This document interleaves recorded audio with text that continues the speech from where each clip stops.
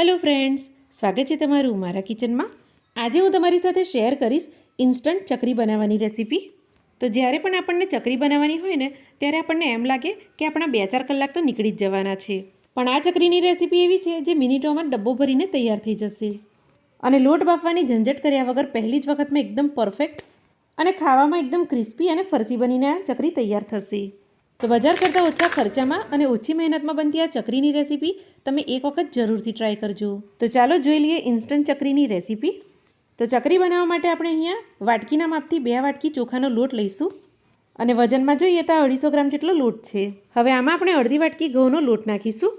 તો ઘઉંનો લોટ લેવાથી ચકરીમાં બાઇન્ડિંગ સારું મળશે અને આપણે જે ચોખાનો લોટ લીધો છે એનાથી ચકરી આપણી ક્રિસ્પી અને કરારી તો બનશે જ, પણ ચોખાના લોટમાં કોઈ પણ જાતનું બાઇન્ડિંગ નથી હોતું, એટલા માટે આ રીતે આપણે ઘઉંનો લોટ લઈશું તો લોટમાં બાઇન્ડિંગ સરસ આવશે અને ચકરી આપણી બનાવતી વખતે તૂટે પણ નહીં। હવે ચકરી આપણી ખાવામાં ફરસી બને એટલા માટે આપણે આમાં 4 ચમચી જેટલી ઘરની તાજી મલાઈ નાખીશું અને જો મલાઈ ના નાખવી હોય તો તમારે આની જગ્યાએ મોળા દહીંનો ઉપયોગ કરવો હોય તો એ પણ કરી શકો છો। હવે આમાં આપણે 3 ચમચી જેટલું ઘી નાખીશું। તો ઘી નાખવાથી આપણી ચકરી સરસ ક્રિસ્પી, ફરસી અને પોચી બનશે અને તમે આની જગ્યાએ બટર નાખશો તો પણ ટેસ્ટ બહુ સરસ આવશે।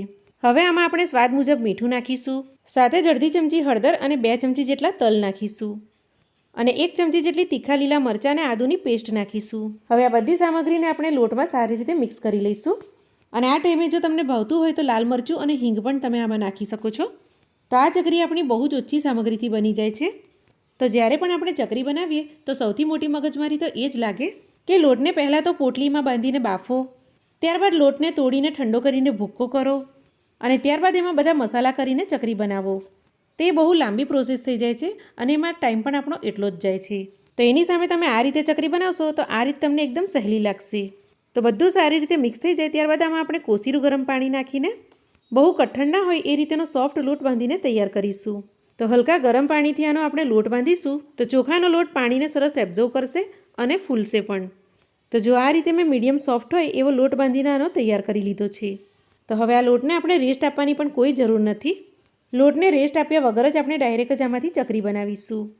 તો એની માટે લોટમાંથી આ રીતે એક મોટો લુવો તોડી લઈશું અને લુવાને આ રીતે હથેળીમાં ફેરવીને લાંબો શેપ આપી દઈશું।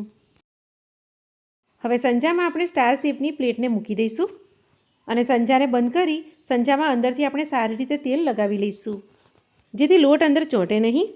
અને હવે સંજામાં આપણે લોટ નાખીને સરસ દબાવીને સેટ કરી લઈશું અને સંજાને સરસ ફીટ બંધ કરી લઈશું અને સંજાને આ રીતે ગોલ ફેરવતા ફેરવતા ચકરીનો શેપ આપી દઈશું અને ચકરીના અંદર અને બહારના છેડાને આ રીતે થોડા દબાવીને સેટ કરી લેવા જેથી ચકરી ફ્રાય કરતી વખતે ખુલી ના જાય। તો બસ આ જ રીતે આપણે બધી ચકરી બનાવી લેવાની છે અને તમે જોઈ શકો છો કે ચકરી બનાવતી વખતે જરા પણ તૂટી પણ નથી। તો ચાલો ચકરીને આપણે આ રીતે તવેથા પર લઈ લઈએ અને ચકરીને તેલમાં ફ્રાય કરી લઈએ।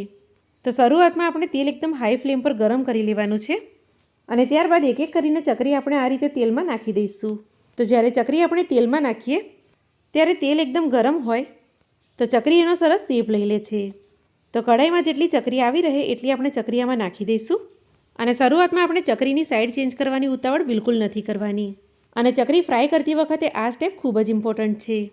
હવે ચકરી થોડી ફ્રાય થઈ જાય ત્યારબાદ આપણે ગેસની ફ્લેમને મીડિયમ કરી લેવાની છે અને ચકરીને આપણે સાઈડ ચેન્જ કરી બીજી બાજુથી પણ ચકરીને સરસ ફ્રાય કરી લેવાની છે અને આ ચકરીને ફ્રાય થતાં 7 થી 8 મિનિટ લાગે છે। તો બંને બાજુથી આપણી ચકરી સરસ ફ્રાય થઈને તૈયાર થઈ ગઈ છે। તો ચાલો આને આપણે કાઢી લઈએ। તો મીડિયમ ફ્લેમ પર આપણે જ્યારે ચકરીને ફ્રાય કરીએ તો અંદરથી સરસ ક્રિસ્પી અને કરારી બને છે। તો જુઓ 2 જ વાટકી ચોખાના લોટમાંથી કેટલી બધી આપણી ચકરી બનીને તૈયાર થઈ ગઈ છે અને તે પણ કોઈ પણ જાતની વધારે મહેનત કે માથાકૂટ કર્યા વગર અને ચકરી પણ આપણી એકદમ જ પરફેક્ટ બની છે અને હું તમને આને તોડીને પણ બતાવું તો એકદમ ક્રિસ્પી, કરારી અને ખાવામાં એકદમ ફરસી આપણી ચકરી બનીને તૈયાર થઈ છે। તો તમે પણ આ રીતે એક વખત જરૂરથી ચકરી બનાવજો અને રેસીપી યુઝફુલ લાગી હોય તો મારી ચેનલને તમે જરૂરથી સબસ્ક્રાઈબ પણ કરી લેજો। તો ચાલો મળીશું નવી રેસીપીની સાથે, ત્યાં સુધી આવજો।